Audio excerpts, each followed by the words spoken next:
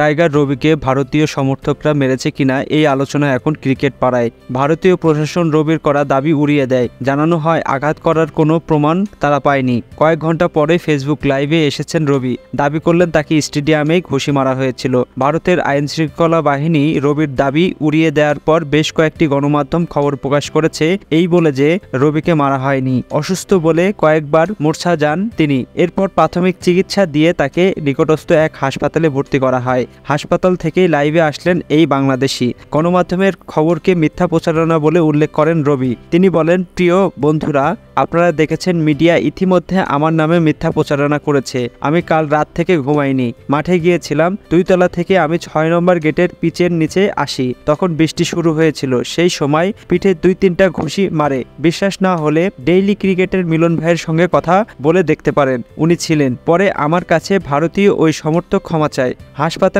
থাকলেও এখন নিজেকে সুস্থ দাবি করেছেন রবি, চেয়েছেন দোয়াও। তিনি জানান, আমাকে পেছন থেকে আঘাত করা হয়, পরে আমি অসুস্থ হয়ে পড়ি, এখন সুস্থ আছি। আপনাদের জন্য দোয়া করি, আমার জন্য দোয়া করবেন। তো আমাদের সাথে যদি নতুন হন তাহলে চ্যানেলটিকে সাবস্ক্রাইব করে রাখবেন। ধন্যবাদ।